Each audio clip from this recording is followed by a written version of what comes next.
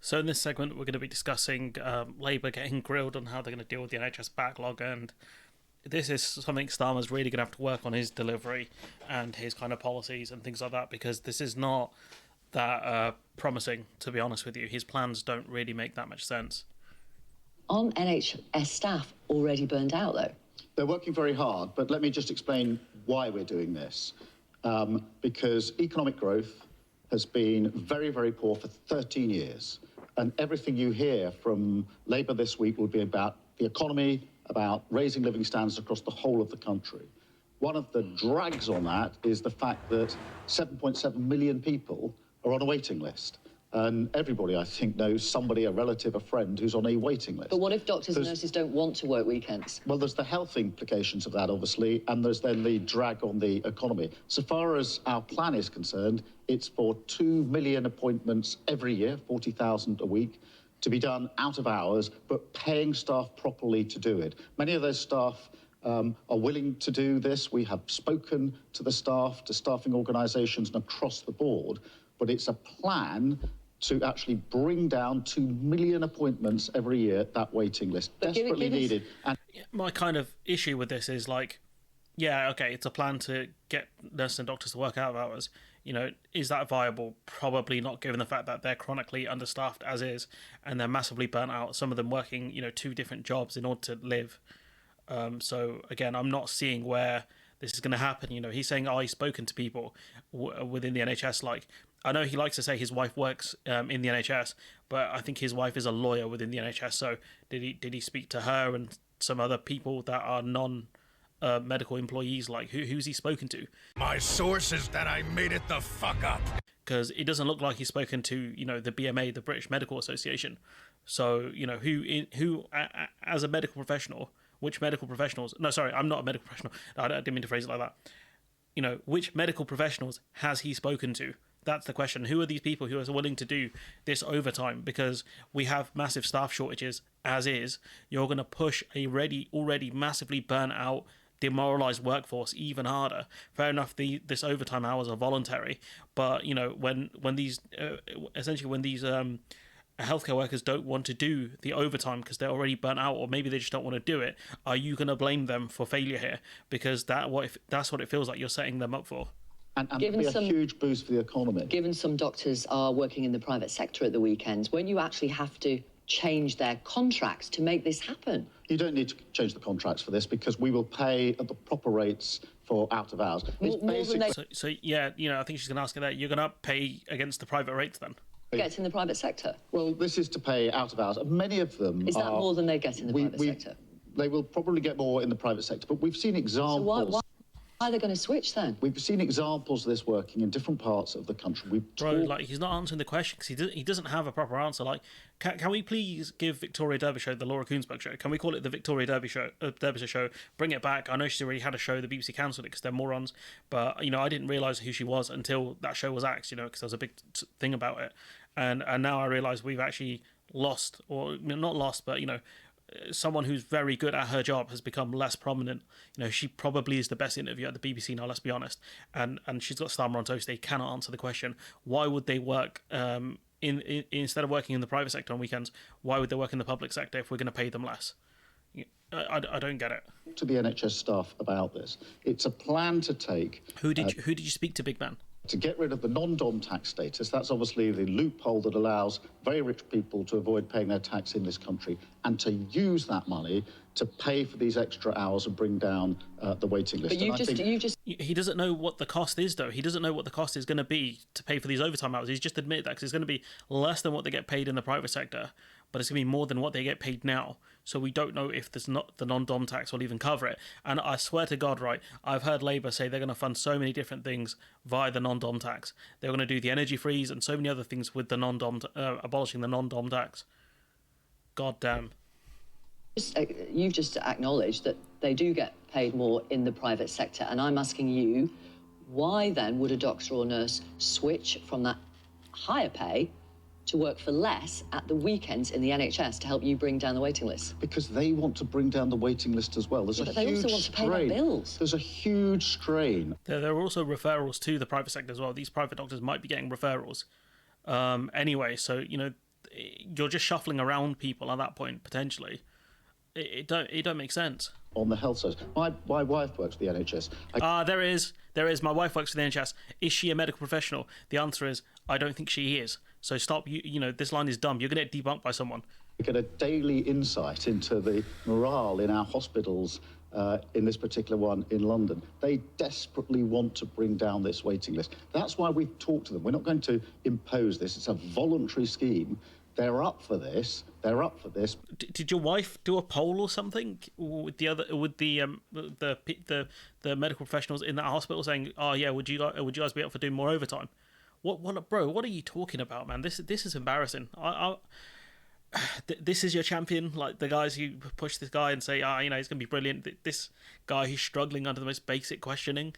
Because they know that bringing down their waiting list will reduce the pressure on them in the long run. Right. And we need to do this. We can't have... This is unprecedented. 7.7 million people on the waiting list. It does sound like, essentially, you're going to rely on the goodwill of NHS staff to step up there. We're going to pay them properly to do it. I think he is, because he's not going to compete with the private, the rates the private sector are paying. We're talking to them about it. Who have you talking to?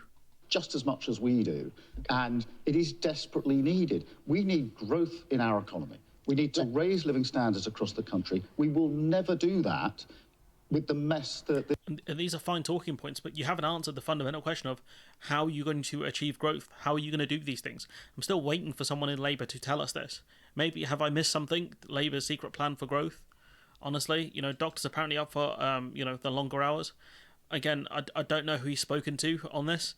This is West Streeting getting cooked by Trevor Phillips, I'm going to say his name is. But let me tell you what somebody else said about this, about the NHS's staff. Looking at the fact that his name's Trevor Phillips. Said they're doing 1 million hours overtime a year last year. The country is in their debt after their astounding sacrifice and commitment during the first wave of COVID. But now, with what's likely to be the toughest winter ever seen in the NHS, they're being asked to give even more. You know who said that? John Ashworth. Exactly, your predecessor. He says we can't ask staff to do more. Now you're turning up and saying, oh, by the way, we want you to do even more. We want you to work at weekends. We want you to work at evenings. How are you going to make that happen? Well, as I say, Trevor, it will be voluntary for staff. They will be paid. And they will say, they will be paid fairly. Some staff won't want to do it, and that's fine. The plan to deliver 2 million appointments doesn't assume anything like the majority of staff are going to be piling in to do this. What matters is that we can get the staff we need in every part of the country to help us... Bro, we're chronically understaffed as is. It's chronic under... You know what I mean? Like, you're not gonna get the numbers that you are... saying you're going to get. You're not going to be able to clear the backlog without increasing the fundamental amount of people within the NHS. Getting more people to do overtime is good, but I think we're going to see, if you do something like that, a rise in sick days and just complete burnout. This ain't it. Deliver 2 million more appointments. Of course, we've also got to deal with the underlying pressures that staff are facing that are leading them to walk out on unprecedented industrial action, because the risk for the future of the NHS isn't... That's a fair point. He's not the industrial action bit, but the bit of staff walking out. Oh, that's a terrifying picture. What they need to do is staff retention needs to be really looked at, and offering more money for more overtime is not the answer. Simply they walk out for more strikes, is they walk out of the NHS altogether. We've got a retention challenge in the NHS, not just a recruitment challenge. I get it, but this is a serious and credible plan to deliver 2 million. Serious and credible according to who? Who has signed off on this? Is the BMA? Anyone, like any of the associations, any like medical professionals? Who has signed off on this? Like, genuine question.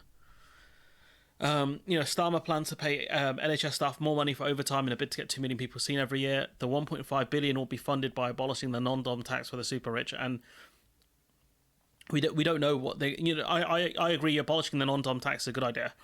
We don't know if the people that benefit from this tax are going to stay here. That's the only problem, because other countries offer similar kind of schemes. The only one who has stayed is Sunak's wife, because I think she got rid of her own non-dom tax because that was a massive problem for them on the optics. This one people try to cook Starmer for, saying like, look at this word bubble thing People, said these are the things they associate with Keir Starmer, right? Working class, which is obviously good. Conservative and small. I can't read what those two are. Don't know. Justice, politics. No idea. That's a bit dodgy. Like, as in, that's not good for Labour.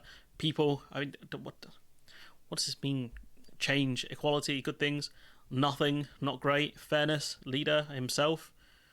I don't know if that's a compliment or a diss. Labour, not sure. Honesty, like this is like not bad. Jeremy Corbyn got a lot worse ones, to be honest. It's a bit 50-50, but that's one of the things when you're against the party as unpopular as the Tories are, just being a bit better does help for the most part. I think they need to go a lot further, but I think part of it is me as a politics nerd. Part of it is me as a person who does not want to see the Tories come back to power for a very long time. So. People tried to like cook him. This guy Jay, what does Starmer stand for? I mean, it's not that bad. It's not that bad. This, on the other hand, is pretty bad. Victoria Derbyshire once again gets him again, and it's just he's not very good at answering questions. He crumbles under pressure. How this guy worked as a lawyer, is beyond me, because there are rules in English courts. They're very civil, but I don't know. It's a good thing he wasn't put on the stand. That you're not going to borrow for day-to-day spending in the NHS and on schools, social care, other public services. Because, as you've just said this morning a number of times, the way to fund the public services is through growth. If you don't get that growth, that means there will be no money, extra money. I mean, this is a Tory talking point, really. They keep saying that, we need to grow the economy in order to get the money to fund these public services. But the country has had growth. Pre-COVID, we had growth, yet public services were being cut year on year. Like, just because you're getting growth does not mean the money's going to go to the right places. It doesn't work like that. For public services, correct? I'm confident we can get the growth. That's why confident. We have worked through a plan that tells you how we're going to get the growth. Where is the plan? People that we need, the skills that we need. We've set out a policy on skills just this morning to get the skills in the right area. The partnership with business, this is crucial. This will not be state control. It won't be pure free markets. It'll be a partnership with business. What businesses say to me... We have seen kind of partnerships with business with the apprenticeship scheme, and that's gone real trash. We need something a lot better than that. So work to be done with that. Is they need stability. They need that platform. There are plenty of investors who are absolutely clear in their discussions with me. They say we will invest in the UK if the circumstances are right, but at the moment, because of this... What are the right circumstances? Genuine question, what are the right circumstances? Cuts to corporation tax rates, better relationships with the NHS, lower workers' rights.